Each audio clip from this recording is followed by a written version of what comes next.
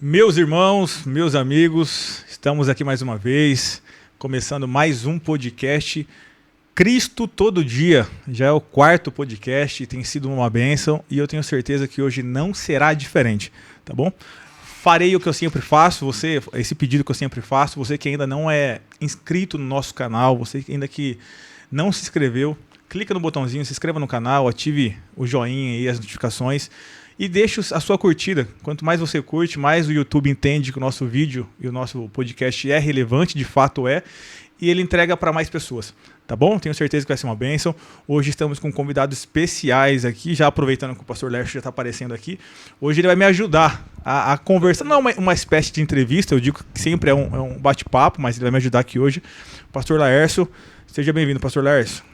Amém, que Deus abençoe a todos aí, é um prazer mais uma vez poder fazer parte aí do Cristo Todo Dia e hoje aqui como ajudante, auxiliar, né? Eu vou deixar assim. Maravilha, e o nosso convidado especial hoje, com toda a alegria e com toda a honra para nós do Cristo Todo Dia, é uma honra tê-lo aqui, pastor Paulo Ramos. Deus te abençoe, mais uma vez uma honra tê-lo aqui, o pastor Paulo Ramos, pastor, teólogo, professor de teologia também, né, pastor? Professor de teologia, e dirige ali a Igreja Assembleia de Deus do Brás, aqui na cidade de Bauru. Pastor Paulo, seja bem-vindo. Amém, pastor Rodrigo, pastor Laércio, para mim é um motivo de muita alegria estar aqui participando, né, desse podcast Cristo Todo Dia, e me sinto feliz e honrado pelo convite, né, e a oportunidade de estar aqui participando com vocês aqui nessa tarde abençoada. Maravilha. Hoje o assunto vai render muito, vai voar o tempo, porque nós falaremos sobre o Apocalipse, da matéria da escatologia, mas sempre antes, meu pastor Paulo, em rápidas palavras, assim, eu peço para o convidado só contar um pouquinho da sua história, como conheceu Jesus. A gente fala berço evangélico, mas não existe berço evangélico, né? Se você for na loja, você não acha. Mas você veio de uma família cristã e como encontrou Jesus e tempo de ministério, tudo, se o senhor puder já se apresentar para a gente. Muito bem. Para quem não me conhece, né? Eu não tive o privilégio de nascer no berço evangélico. A minha família toda, a gente pertencia ao outro lado, né? E no ano de 2000, o Senhor nos alcançou. Tive a oportunidade de ser resgatado por Cristo. E estamos aí na caminhada há 25 anos já, para a glória de Deus, né? Há 20 anos nós somos obreiros da Assembleia de Deus. E tive o privilégio também de ser chamado cedo para o ministério, né? Com 3 anos ali de convertido, começou a trajetória, né? A nossa saga aí ministerial. E estamos até hoje na presença de Deus, né? Hoje eu posso dizer que eu e a minha casa servimos ao Senhor, né? Então, Jesus tem sido bom, maravilhoso e tem nos abençoado e nos surpreendido a cada dia e cumprido as suas promessas. Maravilha. Ele tem sido fiel. Glória a Deus. Esse desejo pelo estudo, pelas escrituras, já surgiu assim na sua conversão ou demorou um tempo ainda para o senhor mergulhar de vez? Surgiu logo no início, né? Eu tive o privilégio de ser apacentado pelo pastor Adolfo Scheck e ele foi a pessoa que me direcionou, né? E eu lembro como se fosse hoje, na época, quando ele me disse que o caminho para que eu fosse bem-sucedido ministerialmente, espiritualmente, seria o caminho da leitura, do estudo e da meditação da palavra, né? Eu me lembro que uma certa ocasião ele me chamou e, como todo novo convertido, a gente tem sempre aquele desejo de fazer, né? De querer se envolver com as coisas do reino. Mas aí ele me chamou dentro da sala pastoral e a primeira coisa que ele me perguntou naquele dia, se eu já sabia o que Jesus tinha para a minha vida, né? E naquele momento, ainda novo na fé, ainda tudo para mim era uma novidade, né? E aí foi quando ele disse, então você vai fazer o seguinte, você vai orar, e a hora que Jesus falar com você o que ele quer de você, você volta, a gente conversa, e eu te dou a oportunidade para fazer alguma coisa. E eu me lembro que ele usou a palavra ainda dizendo, se eu te colocar em uma função que o Senhor não te chamou, você vai atrapalhar o crescimento e o andamento da obra. E aí quando eu vi que de fato Deus ele tinha o ministério da palavra no meu coração, aí ele foi o primeiro que me instruiu, pegou uma carta de recomendação, assinou, me deu o endereço do seminário e disse, vai lá, se matricule. e depois de 6 meses nós voltamos a conversar de novo, né? Então, assim que surgiu esse desejo, né, esse amor pela palavra, e eu posso dizer que ela tem sido o meu oxigênio diário, tem sido a minha vida, o meu fortalecimento todos os dias, né? Glória a Que Deus. benção, hein? Glória a Deus, hein, pastor Darcio? Grande homem de Deus, sabedoria, né? Sim. Sensibilidade, muito bom. A gente vai, como disse, é um bate-papo, a gente vai iniciar aqui sobre o Apocalipse, com certeza não vai dar pra gente falar tudo em 1 hora, mas eu tenho certeza que a gente vai fazer bom uso do tempo aqui. Eu vou já, algumas perguntas aqui pro pastor Paulo, o Lércio também fica à vontade, quiser entrar e falar, assim, mas assim, é bom sempre começarmos pelo começo, né, pastor Lércio? Sim, sim. Então assim, a gente consegue afirmar que o escritor e o autor do livro de Apocalipse de fato é João ou o pastor Paulo? O livro, ele, logo no seu início, né, no capítulo 1, a partir do verso 1, a gente já vê que a própria revelação que Deus está trazendo sobre este livro, né, ele já vai logo de imediato direcionar a João, né? No verso 1 nós vemos aqui que a revelação de Jesus Cristo, o qual Deus lhe concedeu, para manifestar aos seus servos que brevemente deve acontecer e que foi declarado e enviado por meio do seu anjo ao seu servo João, né? Então, só o primeiro versículo do próprio livro, ele já nos direciona para quem esta revelação estava sendo direcionada, né? E no meu entendimento eu vejo que não teria como outra pessoa escrever este livro, porque o próprio João ele viveu os acontecimentos e recebeu as revelações desse livro, né? Eu creio que teria muita dificuldade uma segunda pessoa relatar e escrever esse livro, não vivendo aquilo que João viveu, né, na presença de Deus. E logo de início, então, o livro ele já dá esse direcionamento, né? E eu procuro sempre ficar com aquilo que as escrituras mencionam, né? Que a base, a Bíblia interpreta a própria Bíblia. Sim, nós vemos aí várias vertentes teológicas, várias linhas de pensamento, né? Mas eu prefiro me ater sempre nas informações que a palavra de Deus ela está nos trazendo. Então, não temos o perigo de errar naquilo que falamos, né? Quando nós assim procedemos. E tem até escritos, né, acho que de Policarpo, que foi um discípulo direto de João, atestando que foi João, Irineu, Justino, que eles escrevem que de fato foi João que escreveu, né? Na verdade tem essas citações mesmo dos pais da igreja aí citando, né? A própria patrística, né? Sim. Tem, exato. E aí o tempo, mais ou menos ali, o ano, a gente consegue também saber, pastor Paulo? Os historiadores, os estudiosos, eles datam ali por volta do ano 95 a 100 depois de Cristo, né? Logo ali no finalzinho do reinado de Domiciliano, é que este livro ele vai ser compilado, né? E na realidade eles, para não datar uma data precisa, eles do ano 90 ao ano 100 depois de Cristo ali é o período que este livro ele foi compilado e escrito, né? E não ali na ilha de Patmos, dá para dizer que foi na ilha de Patmos ou depois ali em Éfeso? Não, eu creio que foi depois, né? Eu creio que foi depois da ilha de Patmos, né? Até porque toda a revelação se deu ali. Sim. Mas eu creio que o próprio apóstolo teria muita dificuldade em escrever na própria ilha, né? Sim, é verdade. Perfeito. Eu até anotei uma coisinha aqui, pastor Paulo. Sim. Nós temos algumas linhas, algumas escolas de interpretação, né, do Apocalipse, o preterista, o historicista, o idealista, que eu acho que é uma das linhas menos defendidas, né, o idealismo, e o futurismo. Eu já sei do senhor, mas o senhor segue a linha futurista, né? Aqui. Isso. E o senhor faz uma divisão como ali no Apocalipse, por exemplo? Capítulo 1, 2, 3, presente ali de João, e 4, quase 100% futuro? Essa divisão mais ou menos o senhor faz?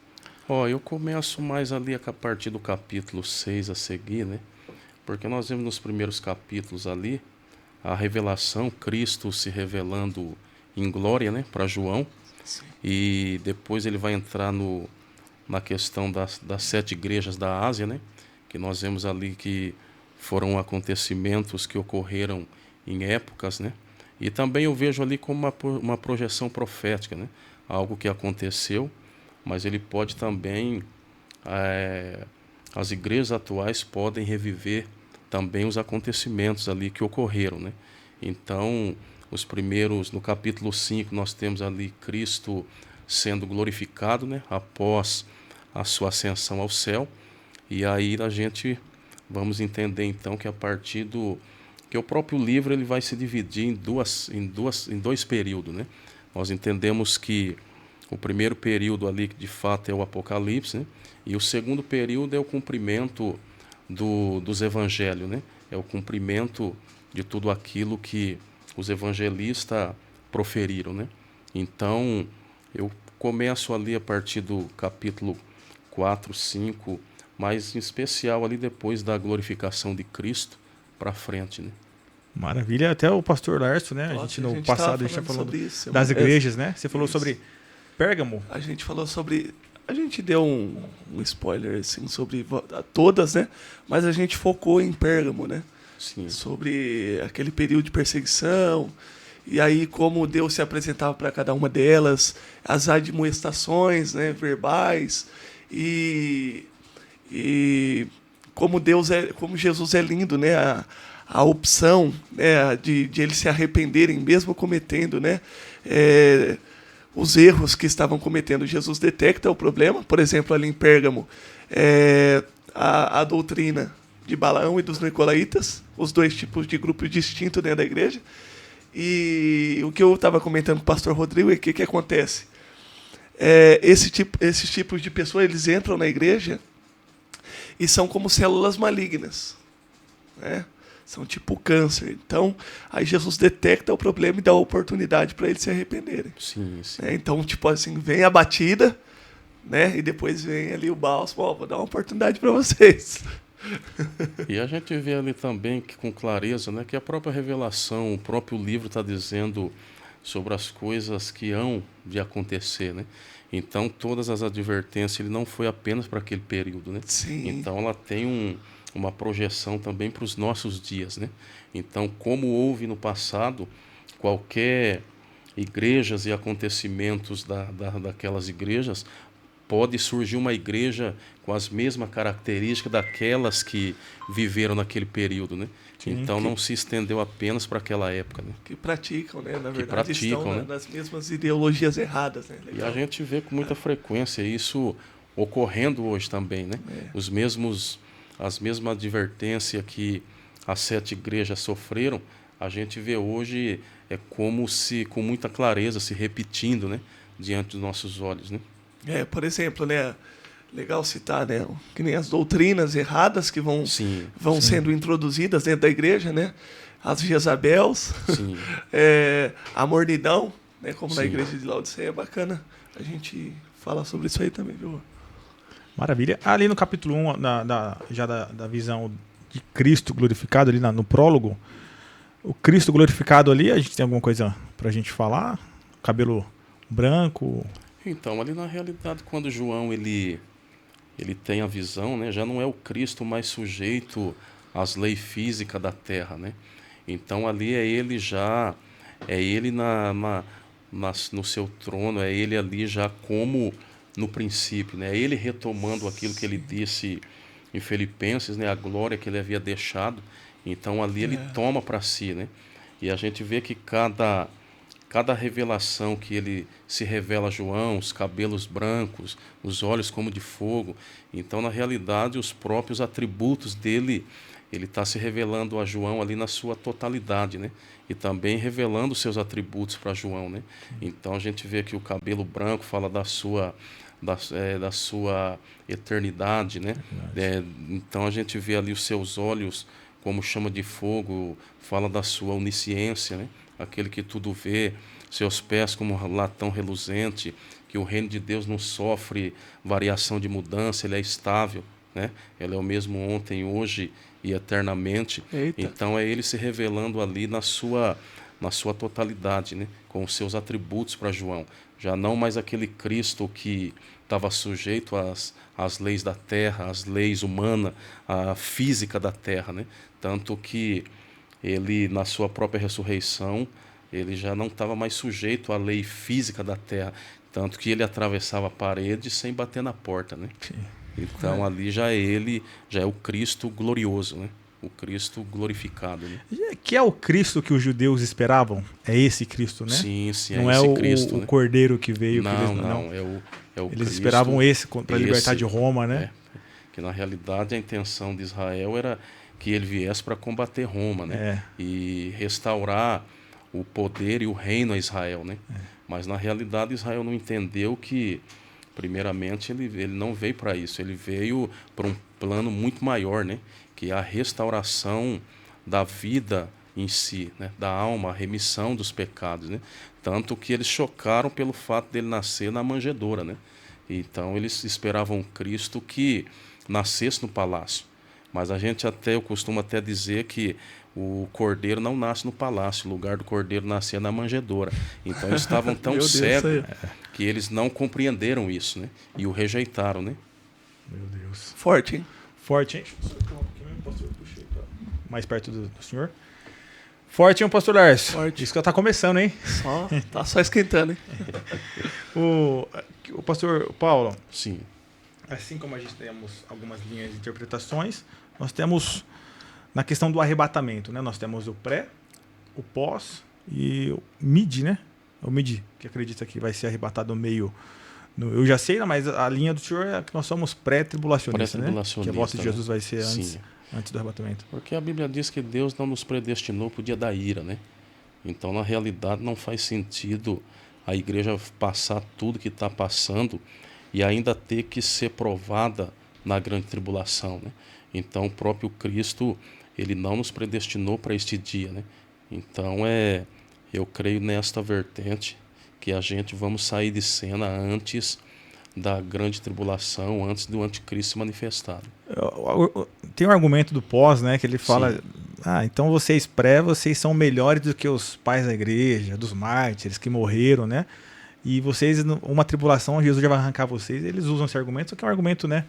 Não tem sentido, não né? Tem fundamento, não tem fundamento, até porque os pais da igreja já viveram tudo que tinha que viver e já estão na glória, né? Sim. Então, quer dizer, é fundamento sem base, né? Mas eu sempre digo, quem quer ficar e passar, que fique à vontade. Fica, né? Fica à vontade. Mas maravilha, o arrebatamento... Você também, né, pastor Erso? Pré, né? Então a gente já... Tira o senhor daqui, né? Aqui tá um debate bom aí, né, pessoal? Mas sei lá, é difícil compreender essa visão do pós, né? Não sei se é uma moda ou não, também, né? Não sei se é. Na realidade, eu vejo que às vezes o ser humano ele extrapola, ele quer dar algumas interpretações para aquilo que a Bíblia não diz, né? Sim. Então, não vejo base fundamentada nisso aí para a gente ter que passar a grande tribulação, passar por tudo aqui para depois ser retirado, né? Se um dos elementos que trava a manifestação do anticristo é a própria igreja e o Espírito de Deus que está com a igreja, né? Então, eu acho que não tem fundamento isso. Que ali eles dizem que não é o que impede do iníquo aparecer, né? Ali tem uma divergência pro pós ali, né? A gente é o Espírito Santo que ainda está impelindo, sim. Né? Do Espírito do Anticristo. O arrebatamento, nós somos então pré, né? A nossa visão do pré. Então, Apocalipse 3:10 ali, os pós também usam para livrar na hora da tribulação, né? A gente livrar da tribulação. Apocalipse 3:10 ali é o que a gente... Sim. Eles têm até uma discussão no grego ali, no Apocalipse 3:10, da preposição, se não me engano, que é do tirar na ou da tribulação, né? Sim. Então ali a gente fica com essa... que é tirar, e também tem vários textos de que Deus o apóstolo Paulo livraria da ira. E essa ira é a tribulação, né? Sim, a tribulação. A grande tribulação. Né? A tribulação. Maravilha. Meu pastor, arrebatamento... Vamos... Não sei se estou adiantando muito aqui não, mas assim, nós temos alguns personagens, sim, do Apocalipse. Que é o que surge às vezes alguma barreira de as pessoas estudarem o Apocalipse, porque eles falam que é difícil, porque tem muito simbolismo, muitos personagens, né? Nós temos a besta que emerge da terra, a besta que emerge do mar, temos o anticristo, os 144 mil, e eu queria já entrar nesse ponto. Um que surge muita polêmica são as duas testemunhas. Certo. Tem a visão, uns alegam que é Moisés, Enoque, ou Elias e Enoque, porque não morreram, Isso. Moisés, né? Tem como, de fato, a gente saber quem são as duas testemunhas, ou é ficar tentando algumas pistas? Eu acho que é tentar procurar agulha no palheiro, né? Né? Porque a Bíblia só faz menção dizendo que são as duas testemunhas. E qual é a função delas, né? A gente vê que no Monte da Transfiguração, Moisés e Elias, eles desceram ali, né, para falar com Jesus. E naquele momento que eles foram falar foi sobre a crucificação. O próprio texto diz isso com muita clareza, que eles falavam com ele acerca da sua crucificação, o que ele havia de passar, né? Mas agora o que eu vejo nas duas testemunhas? Elas irão atuar na ministração do Evangelho na Grande Tribulação. E eu vejo que a função delas, qual é? É reviver o ministério de Cristo naquele dia. Tanto que elas vão pregar ali, né, vão anunciar com autoridade, e elas vão fazer sinais e prodígio, né, e elas vão ser mortas. E depois de 3 dias, né, elas ressuscitarão. Então ali é uma alusão ao ministério de Cristo. Então a função delas é somente, eu vejo como sendo esse propósito, trazer à tona e reviver o ministério de Cristo ao entendimento das nações, né? Então eu vejo dessa forma, mas assim, não há uma base para a gente dizer que é Elias, que é Enoque, né? Então assim, eu não vejo uma base nas Escrituras. Eu vejo sim que eles vão atuar no poder, né, do Deus Todo-Poderoso. Elas vão receber poder e autoridade para realizar sinais e prodígios, né? Mas o foco maior delas é reviver o ministério de Cristo, aonde elas ressuscitam ao 3º dia. O próprio Deus ressuscita elas, né? Fazendo alusão justamente a isso, a ressurreição de Cristo, né? O senhor falou sobre os sinais. É interessante, porque um dos pontos que alguém defende que é Elias é pelos sinais semelhantes. Sim. Acho que Malaquias 14, se não me engano, ou 4, Malaquias 4, que fala dos sinais, né, que é cair fogo dos céus e tal. Sim. Aí eles pensam que é Elias, mas os sinais é de Deus, né? É de Deus. O sinal né? é de Deus. Os Então, assim sinais como de usou Deus. lá, pode usar 2 Sim. judeus na época lá e. Sim. Maravilha. De acordo, meu pastor? De acordo. Até porque a gente não dá para afirmar nada, né? Então, aonde a Bíblia não fala, a gente não pode entrar. Eu vejo assim, né? Os Elias e Moisés, Enoque, tiveram a sua participação na história e partiram, né? E mesmo no período que eles tiveram a sua participação na história, eles estavam ali anunciando de antemão. A gente vê na vida dos profetas eles revivendo uma parte do ministério de Cristo antecipadamente, né? Então a função dos profetas foram essa, reviver, tanto que Jesus lá no Novo Testamento, o pessoal vai questionar ele. E ele, quando pergunta aos seus discípulos, quem diz o Filho do Homem ser? Alguns dizem que tu és Elias, alguns dizem que tu és os profetas, e a gente vê aquela repetição de nome. Por quê? Porque justamente Jesus, ele era não Jesus, mas os profetas eram portadores das características do ministério dele, que ele estava realizando. Então, por isso, havia essa confusão, né? Não, ele é Elias. Não, é Jeremias. Sim. Então, porque identificando o ministério dos profetas que passaram com o exercício do ministério dele, mas na realidade os profetas que estavam antecipadamente vivendo o ministério de Cristo, parte do ministério dele, né? E anunciando parte do ministério dele, né? E há uma dificuldade também, se a gente for pensar que é um desses 3, Moisés, Enoque, Elias, qual corpo eles viriam, né? Porque Então. assim, eles estão num corpo agora no céu, aí viria, questão. transformaria o corpo, morreria de novo, ressuscitaria. É uma dificuldade, né? Uma de entender dificuldade, isso aí uma também. dificuldade. Que Eis corpo a que o, questão. por mais que seja Enoque foi vivo, mas o corpo que tá lá volta Sim. para morrer, transforma o corpo de novo, né? Então, e até porque, assim, os únicos que a gente sabe que houve a primeira ressurreição na morte e ressurreição de Cristo, que fala que os túmulos se abriram, né, e muitos ressuscitaram e apareceram a muitos dentro da cidade, a mais de 500. Então, a primeira ressurreição, aqueles ali, sim, eles receberam um corpo, eles fizeram parte daquela ressurreição. Agora, a Bíblia não menciona que nesse dia Elias, Moisés, e até porque eles foram assuntos ao céu, Sim. né? Eles foram assuntos ao céu. Então, eu não vejo assim clareza nisso para poder dizer que são eles, né? Maravilha. Os 144 mil, dá pra gente dizer que ali é a igreja ou não? Ó, ali na realidade o próprio texto ele faz menção que são na realidade os que são tirados das 12 tribos de Israel, né? Isso. Os que são tirados ali, né? Então eles vão, eles que compõem os 144 mil, né?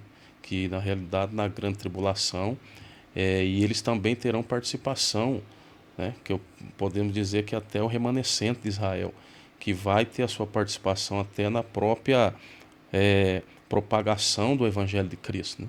Então, não é a igreja, né? Eu não vejo como sendo a igreja, porque o texto diz já que deixa bem claro. eles estão sendo tirados das 12 tribos, né? O papel deles, então, é evangelizar. Evangelizar. Âmbito mundial. Sim.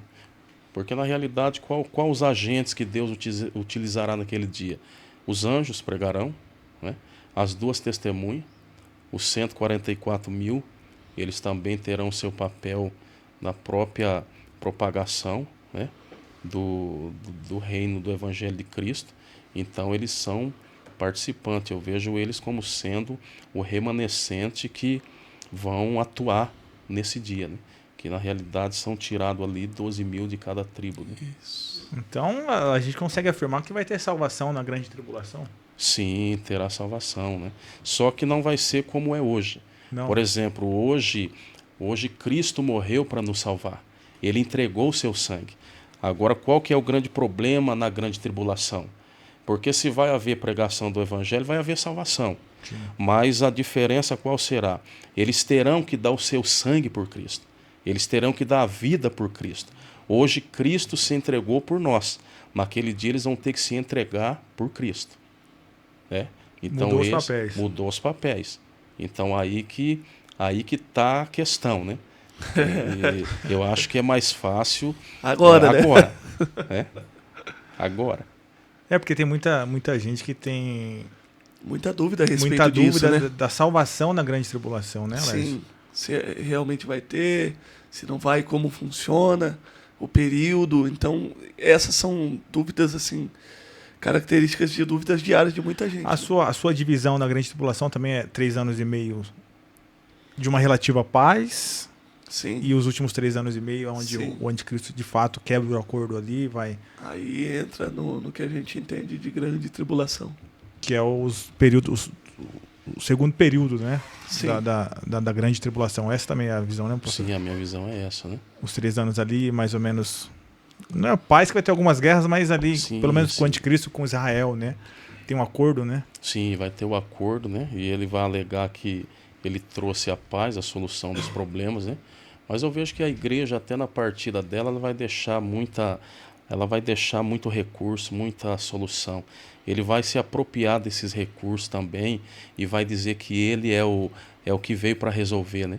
Mas agora o senhor imagina, no arrebatamento, existem muitos cristãos que estão fazendo papel muito relevante, fundamental hoje.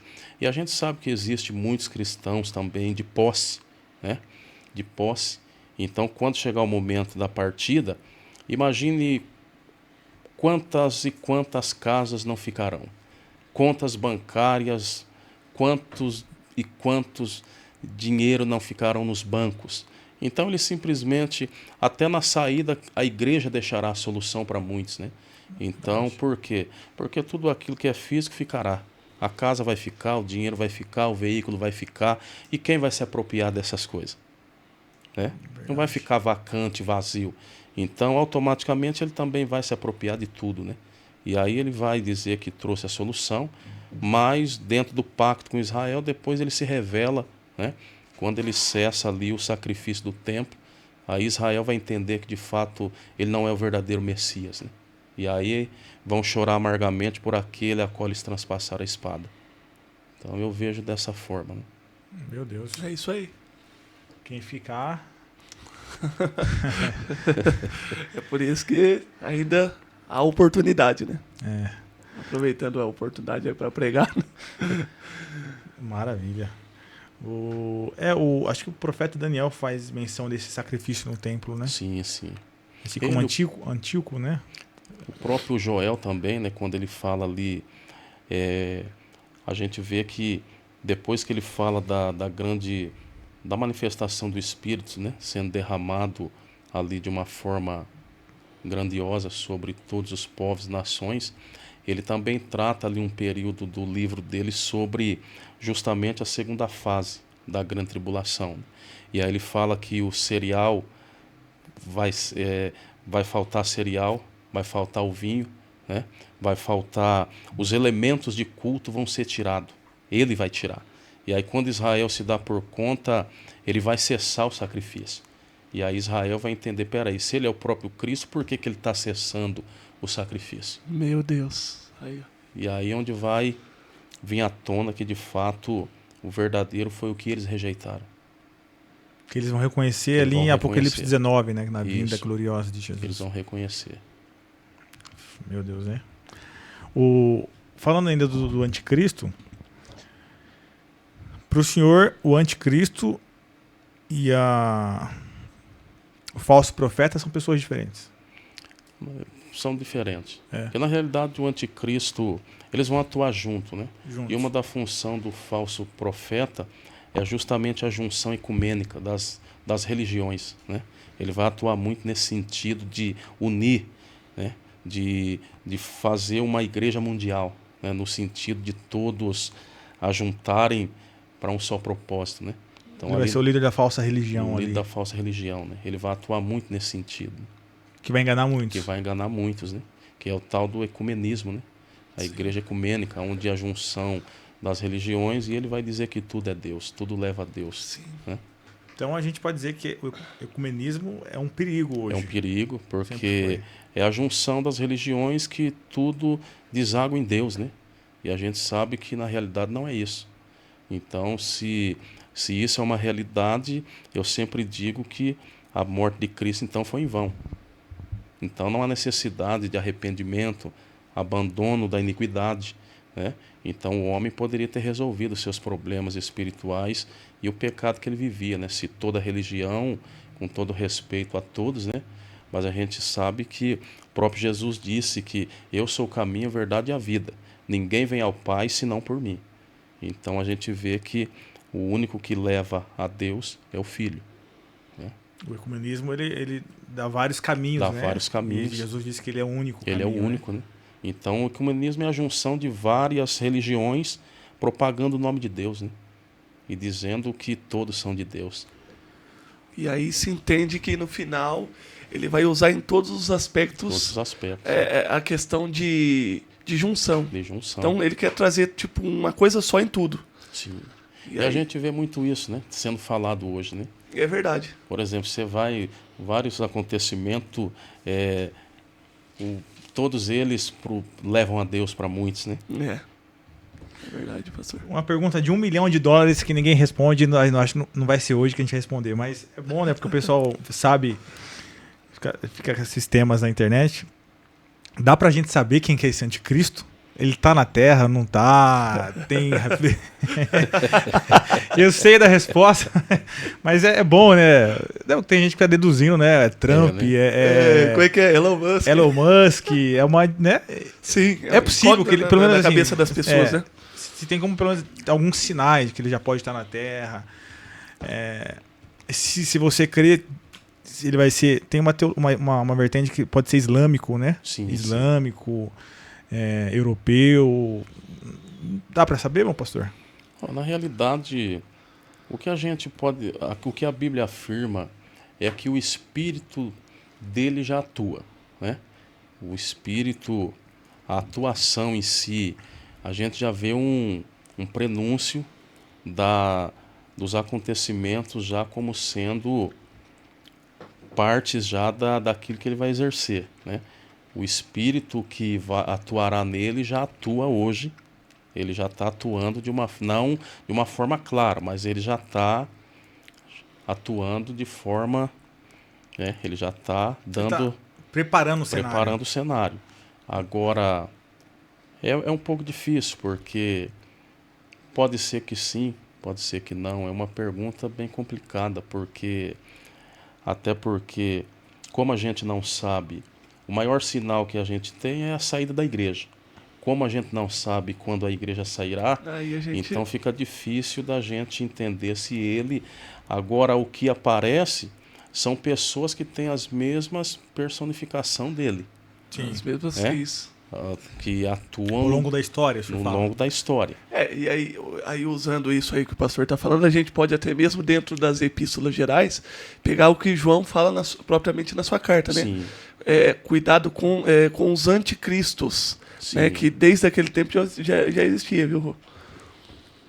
Então, tipo assim, contra Cristo, a doutrina de Cristo, tudo quanto Cristo. Cristo. Aquele do bigodinho, esses assim, são representação também do anticristo.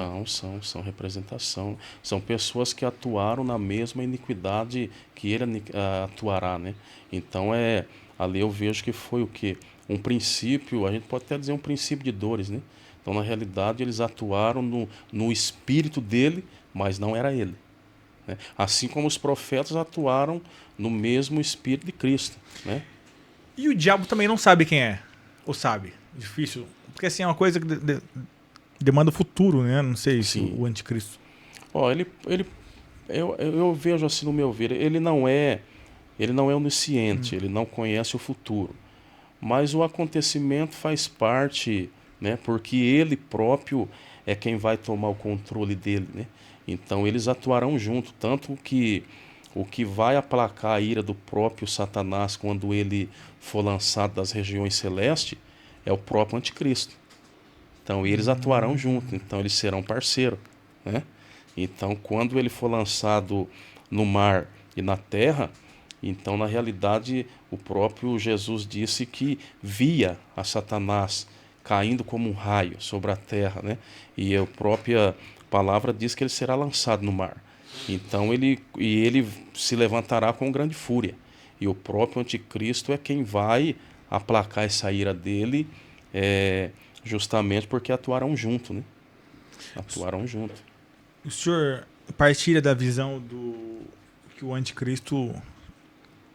Eu vi um debate esses dias, mas é meio difícil, né? Que o anticristo foi predestinado para ser o anticristo, ou é biblicamente difícil falar sobre isso? Que ele foi predestinado, ele nasceu para ser o anticristo. Não, é uma pessoa normal que escolheu isso, que depois ele vai aceitar que o inimigo, né, o diabo, se aposse dele, ter sinais, tudo assim. Eu vejo que, assim como Judas não foi predestinado, eu não vejo ele como sendo um predestinado.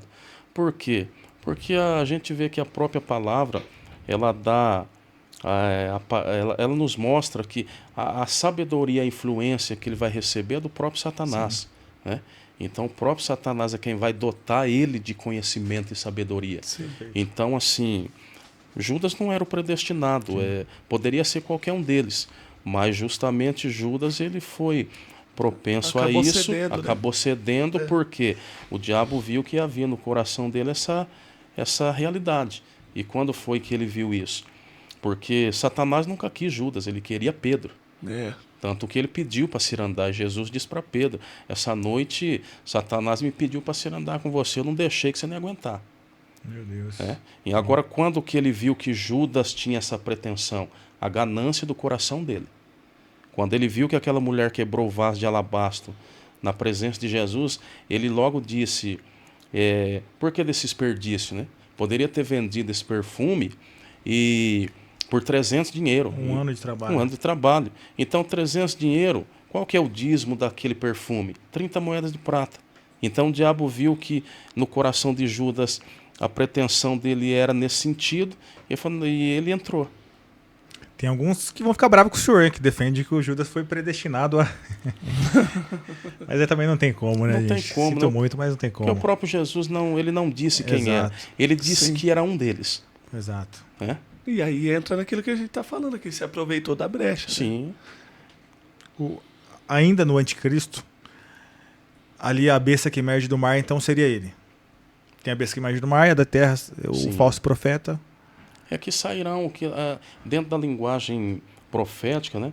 A gente vê o que ali? Quando fala do mar, da terra, está dizendo que ele sairá das nações. Né? Sim. Ele virá das nações, ele sairá... Um poder político e um poder um religioso. poder político e um religioso.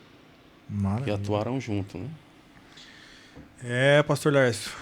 Aqui tá, o mestre bate aqui e volta já lá. Já vou ter que marcar um aqui só. Ó. Meu Deus. Pastor, o senhor falou de sinais um pouquinho antes, ali eu até anotei aqui. Sim. Nós cremos na iminência do arrebatamento, né? Não dependemos de sinais para o arrebatamento da igreja. O senhor crê nisso? Então, assim, tem que se cumprir tal sinal para que Jesus volte. Não, ele pode voltar agora. Sim, ele pode voltar. É isso a visão do senhor, a iminência do arrebatamento? Sim, ele pode voltar a qualquer momento. Né? Por quê? O que os leitores do Apocalipse precisam entender, que o Apocalipse em si, vamos dizer que 80% dele não é relacionado à igreja, é a Israel. Né?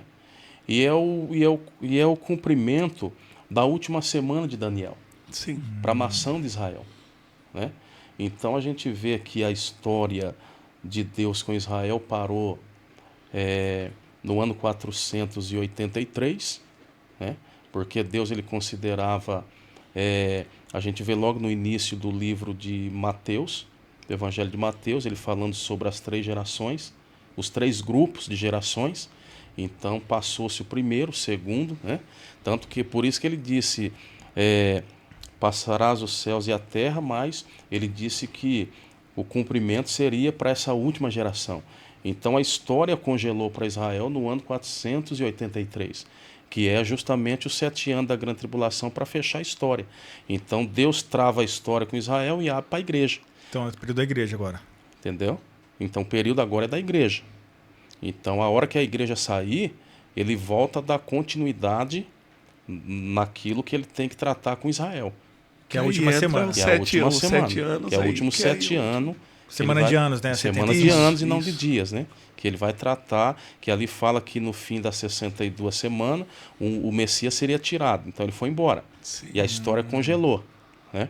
Então o tratado é para Israel, não para a igreja. Né? Então essa questão, a igreja não verá a face do anticristo, mas Israel verá.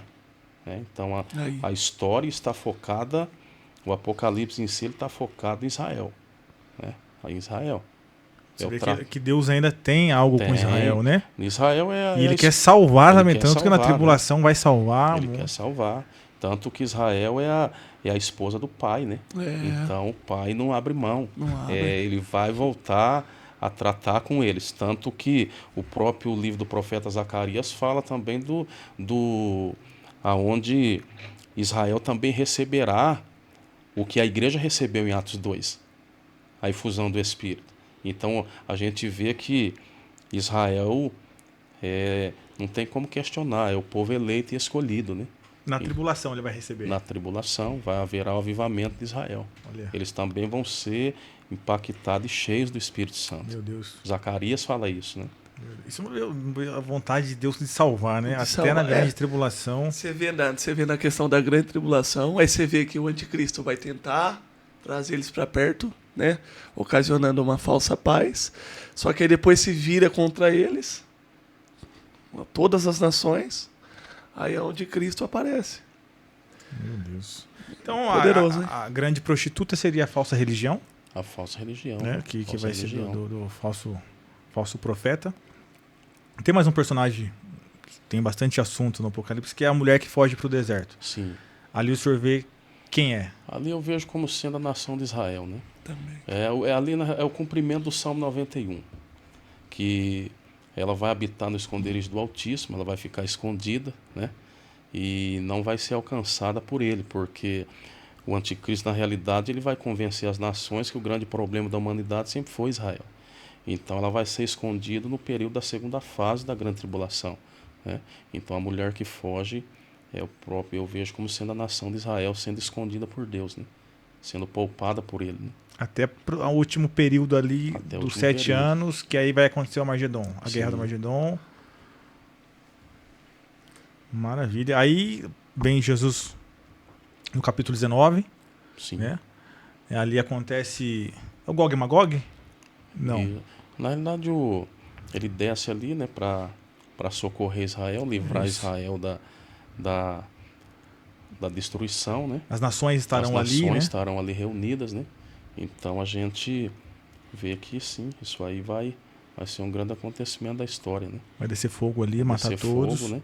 Ele desce no Monte das Oliveiras, Muitas fende o oliveiras, monte, né? Fende o monte. Então vai ser algo tremendo, né? Você Tremendo. imagina Literalmente isso, né? literalmente, né? Sim. Então a gente sempre diz o que os homens eles podem dizer o que quiserem, mas o que está escrito se cumprirá, Se cumprirá. né? Se cumprirá. Então será um dia glorioso para Israel. Literalmente, eu gosto de falar isso, porque tem gente. A nossa linha de interpretação da Bíblia é literal, né? Sim. Tem que ser literal. Mas assim. Então pronto, Jesus desce, capítulo 19, mata ali todos e dá início ao milênio, Ao milênio. que são 1000 anos literais. Sim. Aí tem alguns eventos que a gente vê ali que acontece né? Acontece e aí depois ele vai dar início ao milênio, né? Ele dá o início ao milênio. Satanás é preso por 1000 anos, né? Aí é solto lá no final, seduz alguns, Esse alguns é os que nasceram no milênio. nasceram no milênio, que nascerá pessoas, né? A Bíblia dá essa margem que no milênio ele vai, porque o reino milenar será na terra e não no céu, né? Exatamente. Então aí vai ser 1000 anos com Cristo reinando, né? Sim. Aí tem até os textos ali que os animais perderão a sua Sim, velocidade, sim. né? Tal. Nascerão. Mas, E até o intuito de Satanás ser preso, né? Sim. Não ser destruído ainda, para Sim. soltar e para mais a última vez tentar enganar os que nasceram ali. Sim. E vai enganar muitos. vai enganar. Porque o poder de sedução dele é terrível, né? Eu sempre digo, ele seduziu uma terça parte dos anjos. Quanto mais o ser humano. Se ele conseguiu seduzir uma terça parte dos anjos, né? Imagine o que ele não pode fazer contra o ser humano. Meu Deus. Esse poder de convencimento dele. Aí você pega uma galera falando que pisa na cabeça. Não pisa, né? Na realidade, ele não é como muitos dizem, apresenta como um cachorrinho banguelo que late e não morde, né? Então, na realidade, a Bíblia diz que nós não devemos subestimá-lo, né? É verdade. E a sabedoria dele é tão profunda que ele é comparado à sabedoria de Daniel. Foste feito um pouco maior do que Daniel. E a sabedoria de Daniel era espiritual, não como a de Salomão, que era terrena, né? Além de mostrar a sabedoria do inimigo, mostra a de Daniel muito elevada, né? Daniel muito elevada, para se comparar, né? Deus usou o parâmetro de Daniel. Sim, de coisas espirituais, né? Então, assim, eu acho que o erro de muitos é subestimá-lo, né? É lógico, sim, a gente sabe que ele tem poder, mas o nosso Cristo é o detentor de todas as coisas. Mas o poder de sedução dele é grande. A gente vê o estrago que ele fez lá no início, seduzindo Adão e Eva, né? E é interessante que ele usa a palavra, né? Forte. Então nem todo mundo que usa a palavra está vindo da parte de Deus, né? Não, porque a partir do momento que eu distorço a palavra para bel prazer, tem que se abrir o olho, tem que acender a luz de alerta, né? Aí, maravilha. Fica uma atenção aí nesse quesito. Eu falei o Gog e Magog, mas assim, é o final do milênio, aí chegamos no final do milênio. Final do milênio, aí vem Jesus, joga já o anticristo, né? O falso profeta. Na verdade, a tríade ali, a gente fala que é a Sim, tríade demoníaca, satânica, a né? trindade satânica, né? Que até aí tenta copiar Deus, né? Sim, Que sim. seria Deus, outro Jesus, o Espírito Santo. Sim. Ali é o fim deles e acontece o juízo do trono branco. O juiz do trono branco. Esse juízo do trono branco, meu pastor. Só os ímpios? Só os Terá ímpios. salvos ali também no julgamento? Não. Aí é até um alerta aos cristãos, né, aos nossos irmãos que estão acompanhando o programa, que vão acompanhar. A igreja não passará pelo trono branco. Trono branco é juízo de condenação. Só o que vai acontecer? Os ímpios eles sairão do Hades, se apresentarão em alma, receberão o julgamento, receberão o corpo glorioso e irão ser lançados no inferno. Então, na realidade, ali é só uma leitura de sentença, né? E não é nem o próprio Cristo quem vai fazer, é o Pai. Ele vai fazer a leitura e ele vai declarar o motivo por que os tais estão sendo lançados, né? Então, não será uma oportunidade de salvação e absolvição. É só os condenados ali, infelizmente, os que rejeitaram o Cordeiro é que passarão por esse dia para receber a condenação. Diferente do tribunal de Cristo. Diferente. O tribunal de Cristo é para a igreja, é galardão, recebimento de recompensa pelas obras e pelo serviço prestado aqui embaixo, né? Aí você imagina, só abrindo um parênteses aqui, um mar de gente, desde o primeiro lá no começo até o último. É muita gente, é muita coisa. E uma interessante que, com tudo isso, que não é Jesus quem está mandando essas pessoas para lá. Na realidade, o que está levando elas para lá são elas mesmas. A rejeição que elas professaram ao Filho de Deus. Então, o problema nunca foi... Deus nunca teve problema com o pecado. Nós temos o problema. Então, na realidade, o homem não é condenado porque ele pecou, mas ele vai ser condenado porque ele rejeitou o perdoador dos pecados. É o mesmo de eu querer pagar uma suposição. Pastor Laércio tem uma dívida e eu tenho condições de quitar essa dívida para ele e tirar ele do estado de condenação por aquela dívida e ele olhar para mim e dizer, não quero, deixa eu aqui do jeito que eu estou. Então isso é o que vai definir naquele dia. Alguém um dia me perguntou, se Jesus é bom, por que ele manda as pessoas para o inferno? E eu disse, não, quem manda as pessoas para o inferno são os seus próprios pecados. Porque a lei não pode te tocar se você não tem delito. E quem condena o criminoso não é a lei, é ele próprio. A única coisa que o juiz faz é fazer a leitura da lei e dizer para o criminoso por que ele está sendo preso. Você infringiu a lei, você quebrou a lei. E no Código Penal, artigo X, diz que esta quebra por parte do ser humano, você passará... E a própria leitura da sentença, o próprio código que foi quebrado, ela estabelece o período de prisão, né? Só que, diferentemente da lei da terra, a sentença do código de Cristo é eterna. Meu Deus, forte, hein? Meu Deus. Pastor, já que o senhor tocou no assunto aí, a gente está partindo para o final. O livro da vida.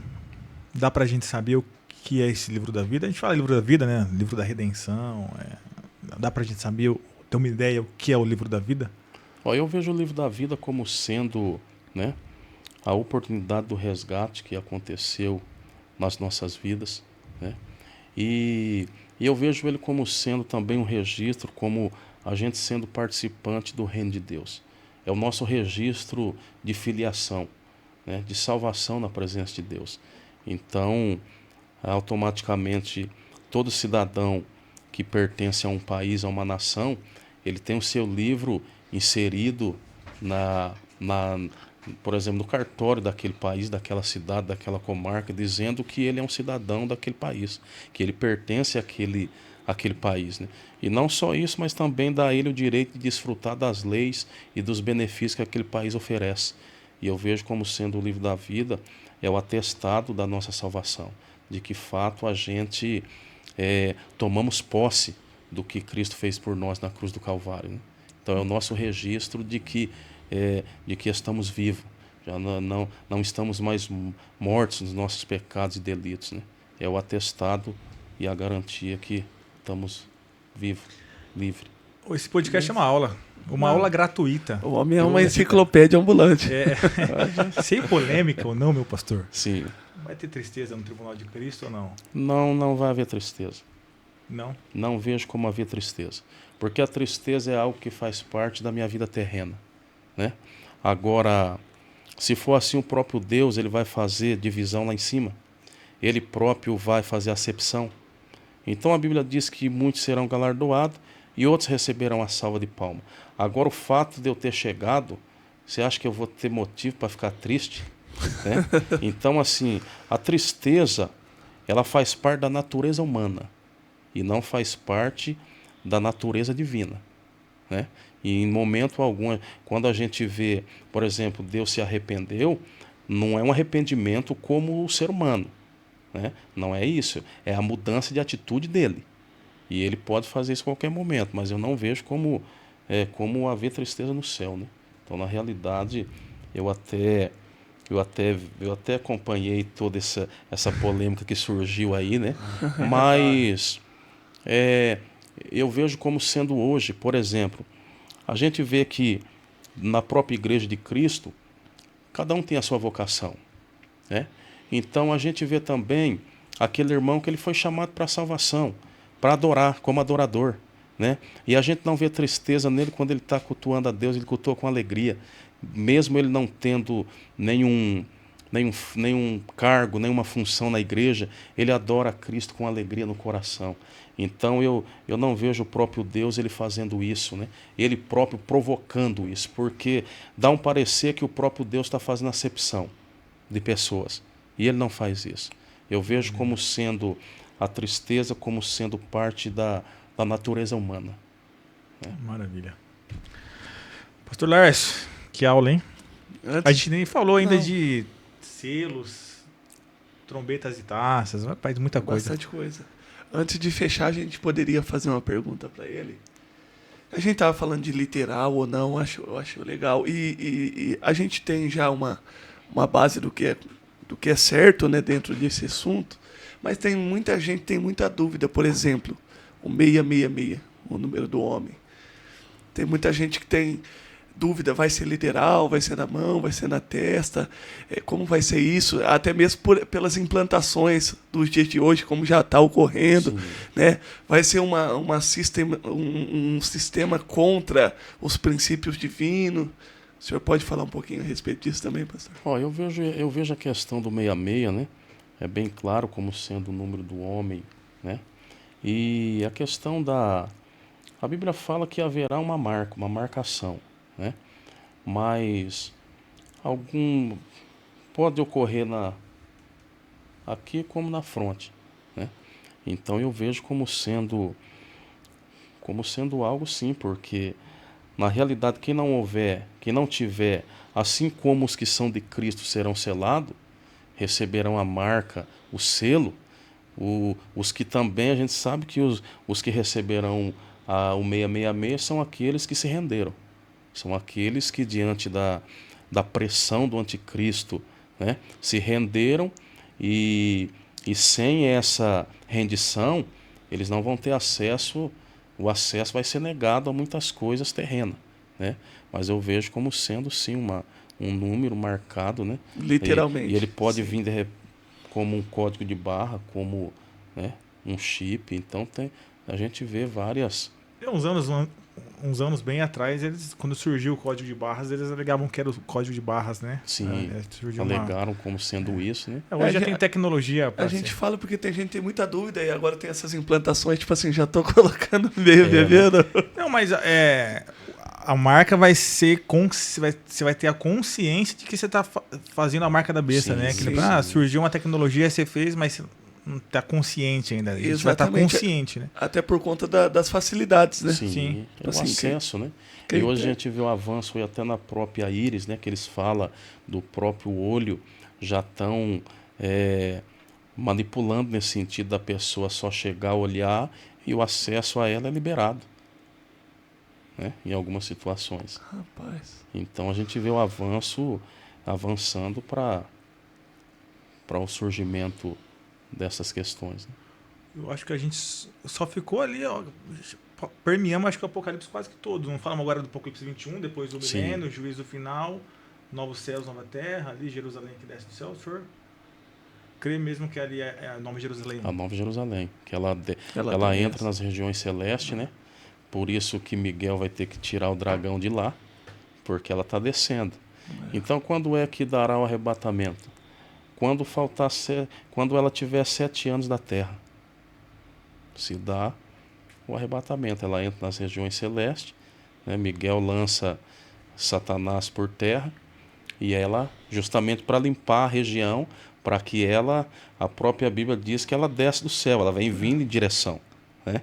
Então, quando chegar ali próximo, a hora que ela entrar naquela região, aí surge o arrebatamento, né? Então, eu creio sim, porque a Bíblia diz que ela está descendo, né? Ela está vindo em nossa direção, né? Outra dúvida, assim, está acabando já, mas que pergunta é, nos reconheceremos lá? Eu creio que sim. Não teremos lembrança que nos traz tristeza e sofrimento, né? Até porque a gente vamos reinar com Cristo. Então, Davi governará naquele dia.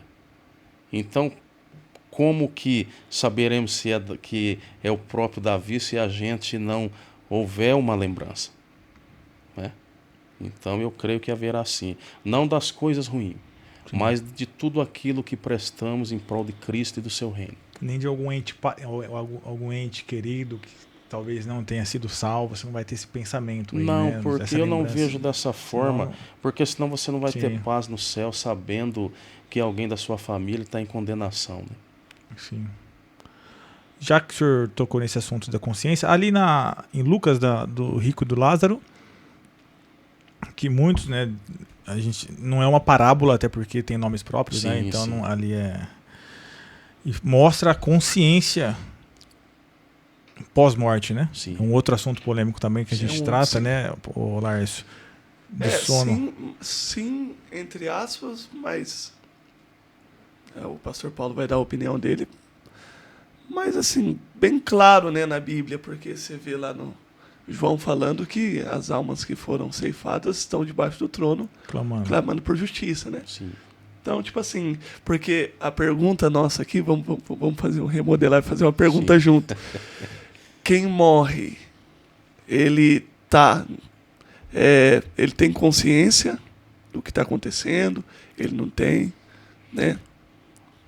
Ele tem a consciência até o dia que ele partiu. Por exemplo, a gente vê lá naquela passagem o próprio rico tendo consciência do período que ele viveu aqui na Terra, né? Então a gente vê que um dos fatores que as almas que se perderam serão atormentadas, justamente a consciência, né? Elas saberão, imagine como não será, ela sabendo que ela teve a oportunidade de escapar, mas ela não quis, pela sua própria ignorância e rejeição. Então, é um dos martírios que elas vão sofrer, que é a perturbação pela consciência, né? Elas saberem o porquê elas estão ali. Porque não fará sentido Cristo, elas serem lançadas, né, no estado de condenação e elas próprias não ter memória o porquê que elas estão ali, né? Elas não têm memória porque elas estão ali.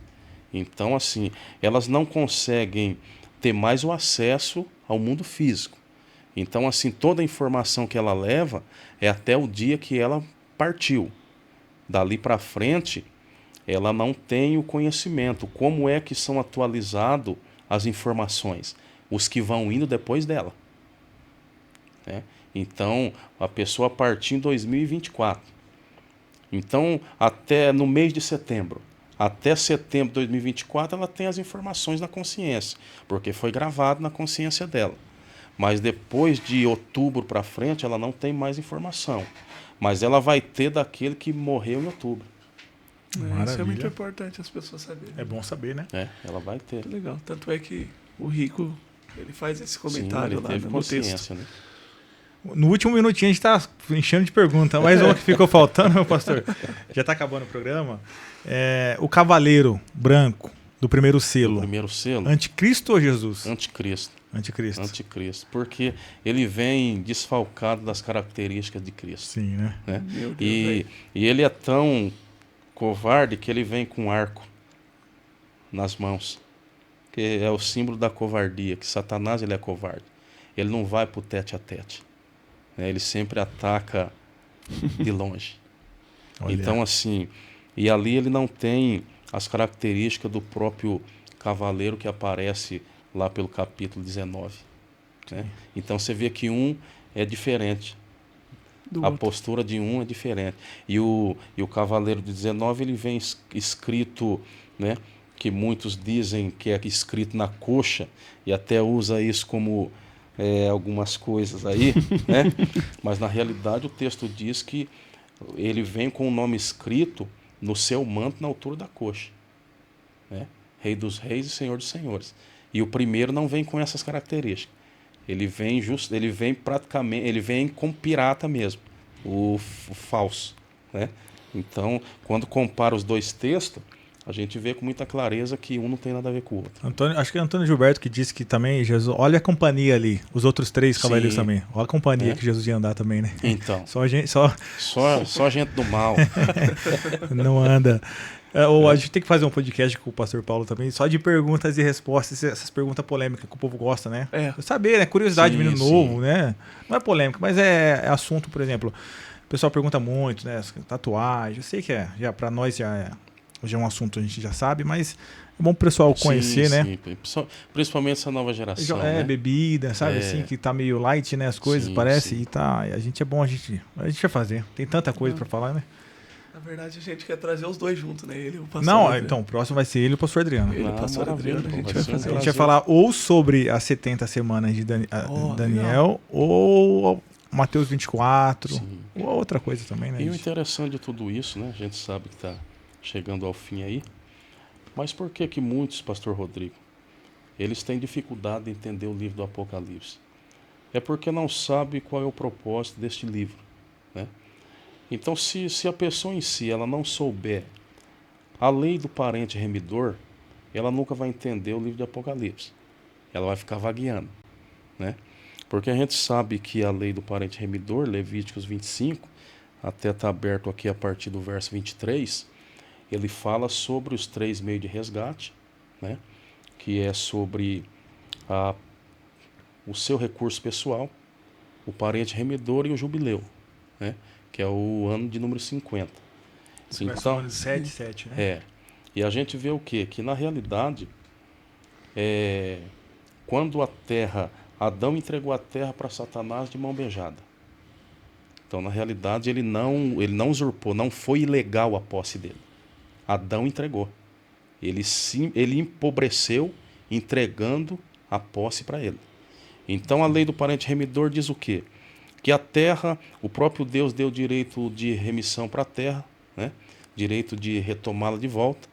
E o homem tinha 3 meios, se ele tivesse recurso, se ele tivesse um parente, né? Ou aguardar o jubileu.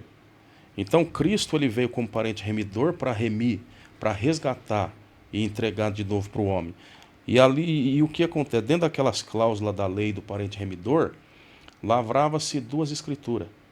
Uma ficava de posse do juiz, que fez a lavratura, e a outra ficava de posse do proprietário que foi restituído. Então, isso até entra naquela questão, por que ele virá como leão e não como cordeiro, né? Então, dentro desta questão, o que a lei dizia? Eu remi o senhor, eu tô de posse da sua propriedade. E o senhor não tem como reaver. E aí o senhor chama um parente próximo. Ele tinha que ter posse, ele tinha que ter um exército. Né? Não é qualquer parente. Não é qualquer parente, não é, né, qualquer um. E aí o que acontece? Por que se lavrava 2 escrituras? Uma continha o direito e a outra juízo. Caso o seu parente resgatasse a terra e eu não quisesse entregar a terra, a segunda escritura era aberta. E na segunda continha juízo contra mim por querer permanecer ilegal na terra. Então, por isso que a gente vê logo no capítulo 6, o Apocalipse em si, dando início com a abertura do selo, porque essa escritura era selada, né? Então, a gente vê que o Apocalipse em si, o que ele representa? Ele representa Cristo executando o juízo em Satanás, que é chamado, conhecido como posseiro da terra, porque o resgate já foi pago, o preço do resgate já foi fornecido, mas ele ainda insiste em permanecer. Meu Deus. E aí o que acontece? Na segunda escritura, que estava selado por dentro que era selado por dentro e por fora, continha o quê? O juízo. Por isso que o livro, o capítulo 6, inicia o cordeiro pegando o livro e desatando o selo, porque ele tem essa autoridade. Então, na segunda aparição minha, do seu parente remidor, ele já não vinha mais como parente remidor, ele vinha como parente vingador. Ele vinha para me tirar da terra. E dentro da escritura tinha as cláusulas e os juízos que eu receberia por não te entregar a posse. Então, Cristo já pagou o preço na cruz. Só que Satanás insiste, né? Ele insiste. Então, em Apocalipse, ele já inicia o livro como sendo parente vingador. Ele tomando e desatando o selo. Por que ninguém tinha a autoridade para fazer isso? Porque o preço quem pagou foi ele. O João chorava muito. Por isso que João chorava. Sim. E aí o que o anjo diz? Não chores, eis o Cordeiro de Deus. Ele é digno. Por que ele é digno? Porque ele foi quem fez o pagamento da posse. Então ele veio e resgatou o Éden e entregou de novo para o homem. Mas Satanás insiste em permanecer. Então o livro em si, ele retrata o que? A abertura desse segundo tratado. Então, já que ele insiste, então o próprio Cristo vai executar juízo contra ele. E esse juízo ele vai executar na grande tribulação. Tá bom para você? Tá bom aí? Então, se o ouvinte que está nos ouvindo entender a lei do parente remidor, ele não vai ter dificuldade nenhuma de entender o livro do Apocalipse. Ele vai compreender com muita clareza. Por quê? Porque é o juízo. E aí entra aquela questão. O inimigo ele vai querer ainda fazer as manobras dele, ele ainda vai dar os últimos, né, os últimos ataques, mas ele não vai ter. É a mesma coisa. Quando você vai desapropriar alguém de uma propriedade, de uma posse, de uma terra, a saída nunca é pacífica. Vai haver confronto, vai haver batalha, mas no final ela vai ter que sair. Não Por vai isso ter que o como parente permanecer. remidor tem que ter poder para isso, né? Tem que ter poder para isso. Né? Então nós não tínhamos como resgatar. Nós não tínhamos meio. Então nós clamamos pelo parente remidor, que foi Cristo. Ele veio. Ele pagou o preço, né? Ele nos deu de volta, e fica também esta palavra até para muitos cristãos, né? Tem muitos que estão lutando por aquilo que já foi entregue. O que eu tenho que fazer? Tomar posse pela palavra. Então tem muitos lutando por aquilo que já foi entregue. Cristo já restituiu aquilo que é meu por direito. Agora, o que diferencia é o meu posicionamento, né? É o meu posicionamento. Então tem muita gente, por exemplo, que está em busca de algo que já foi entregue. Que Cristo já fez todo o processo. Meu Deus. Ele já realizou. Agora, como que eu tomo posse? Pelas Escrituras. Somente por ela. Somente por ela, né? Então, por isso que alguns por aí ficam meio bravos comigo, porque às vezes a gente rebate algumas situações. Então, tem coisas que são princípios, né? E se eu me posicionar dentro do princípio, eu vou tomar posse, porque já foi entregue. Então, às vezes, eu estou clamando por algo que ele já depositou nas regiões celestes, que já está à minha disposição. Mas por que eu não busco? Porque eu não desço na oração, eu não desço na leitura, eu não desço, né, no comprometimento com Cristo. E aí fica difícil, né? Mas se a pessoa em si, ela entender a lei do parente remidor, ela não vai ter dificuldade de entender Apocalipse. Meu Deus, hein, pastor Darcio? Muito bom. Essa foi para encerrar com chave de ouro. De ouro. Muito bom. Dá para dar um podcast só do parente Do remidor. parente remidor, né? Do ano do jubileu, Do ano né? do jubileu. Sim, a cada 7 anos, 6 anos, um ano descansava a terra, Isso. né? Aí, paz. Muito bom, pastor. Coisa boa, né? Ô Pedro, quanto tempo temos aí? Acabou? Sim, Acabou. Gente, que aula. Isso aqui, se fosse pagar um curso de teologia, você ia pagar uma fortuna. Isso aqui, ó, gratuito. A única coisa que eu te peço é para você se inscrever no canal, ativar a notificação, curtir bastante. Quando você curte, o YouTube vai entender, ó, o pessoal tá curtindo, então o assunto é relevante. E de fato é muito relevante, né? Aí o YouTube vai distribuir para mais pessoas. Pastor Paulo, que honra, que alegria. Tenho certeza que é o primeiro de muitos, né? A gente vai fazer várias mesas escatológicas aqui e destrinchando a Bíblia. Obrigado, viu, Pastor Paulo? Amém, eu que agradeço, né? E estamos sempre à disposição. Obrigado aí por se lembrar da gente, pastor Laércio. Deus continue abençoando e prosperando vocês aí cada vez mais. E me sinto honrado, né? Me sinto honrado de estar aqui com vocês. E creio que muito em breve aí nós retornaremos novamente aí. Amém.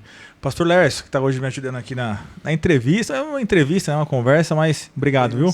Um professor de teologia também. Ontem nós estivemos juntos aqui falando. E vamos voltar para falar sobre vários outros assuntos da Bíblia. Obrigado, viu, Pastor Laércio? Opa, que Deus abençoe a todos aí. Foi um prazer apresentar aqui hoje, mais uma vez, participar do outro lado da cadeira aqui no Cristo Todo Dia. E vamos deixar aí os canais do Pastor Paulo, né, pessoal? Seguir verdade, ele, pastor. Né? Instagram? Instagram do pastor. Deixa eu ver. Porque na realidade minha filha que mexe pra mim, né? Mas ali entrou ali... Laércio vai dar uma olhada pois ali. Pastor Paulo Ramos vai aparecer, né? Vou colocar lá Pastor Paulo Ramos. No meu Facebook tá ali, Paulo Ramos. Paulo Ramos. Isso, Paulo Ramos. O senhor faz live? Faço, de vez em quando eu faço umas lives ali, né? Maravilha. Estamos sempre tendo umas aparições ali, né? Maravilha. pr.pastor Paulo Ramos. Isso, Deus abençoe. Se alguém quiser entrar em contato com o Paulo Ramos depois, alguma coisa, marcar alguma coisa, uma aula, um seminário, uma pregação, pode deixar aqui nos comentários, eu passo o contato e tenho certeza que vai ser uma bênção. Tá bom? Obrigado mais uma vez, gente. Deus abençoe vocês, viu? Em nome de Jesus, foi uma honra e uma alegria receber o Pastor Paulo, o Pastor Laércio. E eu tenho certeza que nos próximo podcast, segunda-feira, Pastor Alex Martins e Pastor Júlio Fagundes. Um atrás do outro quase, tá bom? Aí se der para ser ao vivo, a gente vai fazer ao vivo e vai ser uma bênção. Deus abençoe vocês. Cristo Todo Dia Podcast. Deus abençoe. Tamo junto. Um abraço.